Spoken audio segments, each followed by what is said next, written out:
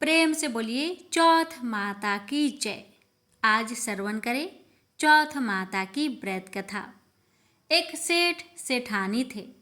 उनके एक बेटा और बहू थे। बहू सबको भोजन करा के फिर स्वयं भोजन करती।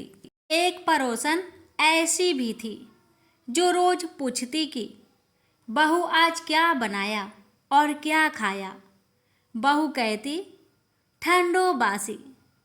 एक दिन उसके पति ने ऐसा सुनकर विचार किया कि आज तो पकवान बनाए जाए, फिर देखे कि मेरी पत्नी क्या कहती है।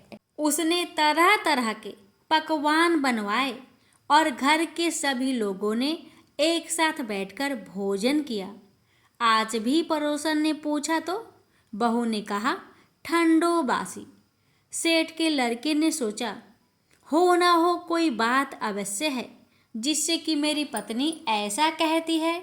उसने पत्नी से पूछा तुम रोज ठंडो बासी खाया ऐसा क्यों कहती हो, जबकि हम सब ने एक साथ बैठकर कई तरह के पकवान खाए। उसकी पत्नी बोली हम लोग जो खा रहे हैं वह बाप बूढ़ों की कमाई है।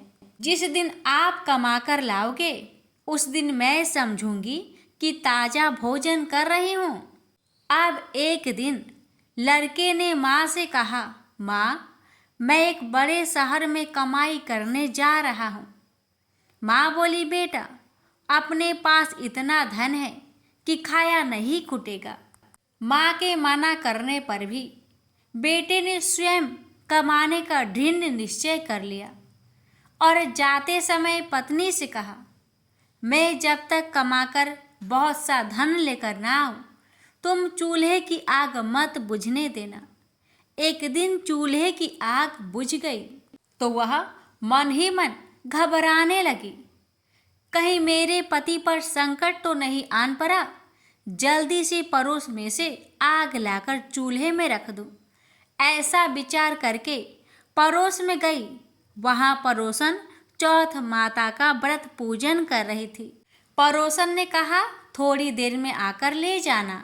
बहू ने पड़ोसन से पूछा आप यह व्रत क्यों करती हैं, इससे क्या मिलता है। पड़ोसन ने कहा चौथ माता के इस व्रत को करने से अन्न लक्ष्मी मिले और अपनी मनोकामना पूरी हो। अब बहू भी चौथ माता का व्रत करने लगी। दीवार पर चौथ माता बनाई। उस दिन घी गुड़ का चूरमा बनाकर रात्रि को चंद्रमा को अर्घ्य देकर भोजन करती। ऐसा करते करते बहुत दिन हो गए। चौथ माता ने उस बहू के पति को सपना दिया कि साहूकार का बेटा तू जागे कि सोवे, तेरी पत्नी बहुत याद कर रही है, घर जाकर उसकी चिंता मिटा। तू दुकान खोलकर कंकु केसर का पगलिया बना के बैठ जाना, आज तेरा हिसाब किताब चुकता हो जाएगा। अब तो चौथ माता ने जैसा कहा था वैसा ही हुआ। उसने घर जाने की तैयारी की और गाड़ी भर के धन दौलत लेकर चल दिया। रास्ते में एक बड़ा सा काला नाग फन फैलाए बैठ गया और कहने लगा आज तो मैं तुझे डसूंगा, छोड़ूंगा नहीं। आज तेरी आयु पूरी हो गई है। तो सेठ के लड़के ने कहा आज चौथ माता ने मुझे सपना दिया है तो मैं अपनी पत्नी से मिलने घर जा रहा हूँ। वहाँ मेरी पत्नी बहुत चिंता कर रही है, मैं उससे मिलकर जरूर आऊँगा, तब तुम मुझे डस लेना। नाग ने कहा तुम शपथ पूर्वक कहकर जाओ तो मैं तुम्हें जाने दूंगा, परंतु लौट कर नहीं आए तो तुम्हारे घर आकर मैं तुम्हें डस लूंगा। इस प्रकार सर्प को वचन देकर वह अपने घर पहुंचा। वहां सभी से हंसी खुशी से मिला और भोजन करके उदास होकर बैठ गया। उसकी पत्नी ने उदास होने का कारण पूछा तो पति ने काले नाग वाली बात बताते हुए कहा यदि मैं उसके पास नहीं जाऊंगा तो वह घर आकर मुझे डस लेगा। पत्नी बहुत चतुर थी। उसने कहा कि आप घबराओ नहीं, लेट जाओ, मैं एक उपाय करती हूँ। पत्नी ने कमरे की 7 पीढ़ी सिराओ धोई।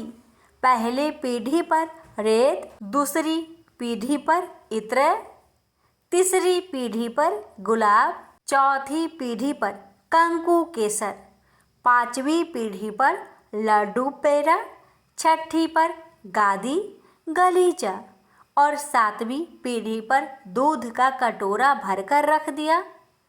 इस प्रकार वह 7 ही पीढ़ी सजाकर बैठ गई। आधी रात होते ही नाग आकर पीढ़ी चढ़ने लगा। पहली पीढ़ी पर रेत में लौट गया और कहने लगा कि सेठ की बहू ने आराम तो बहुत दिया, पर वचन से बंधकर आया हूँ, सो डसूंगा अवश्य ही। इस प्रकार 7 पीढ़ियों पर नाग आराम करता हुआ और कहता हुआ कि डसूंगा जरूर। कमरे में जाने ही वाला था कि चौथ माता ने विचार किया कि मैं इसे नहीं बचाऊंगी तो संसार में धर्म कर्म और व्रत पूजन को कौन मानेगा। अब तो गणेश जी, चंद्रमा जी और चौथ माता ने उसे बचाने का विचार किया। चंद्रमा जी ने उजाला किया, चौथ माता ढाल बनी और गणेश जी ने तलवार लेकर नाग को मार दिया और ढाल से ढक दिया। अब बहू भी थकी हारी सो गई। दिन उगा तो लोग बेटे से मिलने आए, परंतु बेटा बहू तो उठे ही नहीं थे। बहुत देर हो गई तो माँ उन्हें उठाने गई। माँ ने 7 पीढ़ियों पर जो कुछ देखा तो बहुत घबराई और बेटा बहू को आवाज लगाई, बेटा बहू। उठे तो देखा कि एक ढाल तलवार वहां पड़ी है।